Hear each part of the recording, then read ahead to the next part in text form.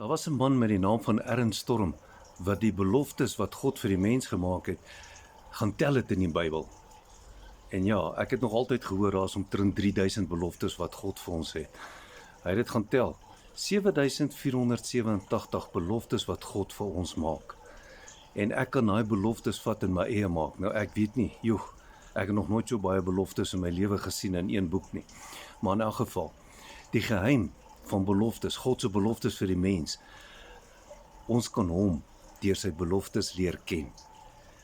Want al sy beloftes gaan uit liefde uit, dit gaan oor sy goedheid en dit gaan oor om vir ons 'n beter lewe te gee. Sy gedagtes wat aangaande ons voorspoed is, goeie goed, dit is sy beloftes. En die Here wil hê, ons moet hom leer ken. Dit is soveel belangrik om hom te ken, as wat ons probeer dinge doen vir hom, om hom te beïndruk.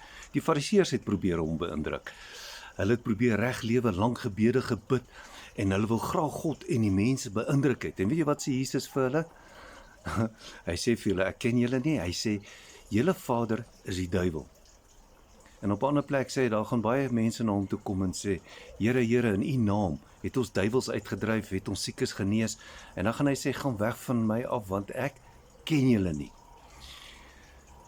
Iemand wat in die Bybel vir my uitstaan, wat net my mind blow, is Henog. Hy het nie dood gegaan nie. God was so lief vir Henog, hy het nie dood gegaan, hy het hom net reg uit hemel toe gevat, na hom toe gevat. En as 'n mens gaan kyk na Henog se lewe, daar's nie baie geskryf in die Bybel oor Henog se lewe nie. Ek weet hy het geprofeteer oor God se oordeel wat gaan kom, hy het mense gewaarsku, maar daar's niks groots of besonders wat ek raak sien wat hy ooit gedoen het nie.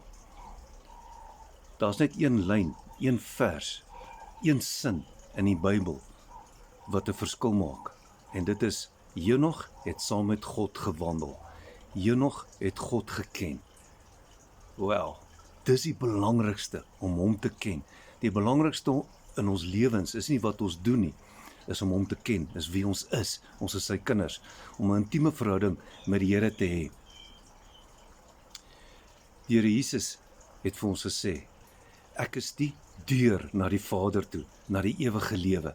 Hy het gesê, ek is die weg, die waarheid en die lewe. En ook sê die Bybel vir ons, julle sal die waarheid ken, en die waarheid sal julle vrymaak.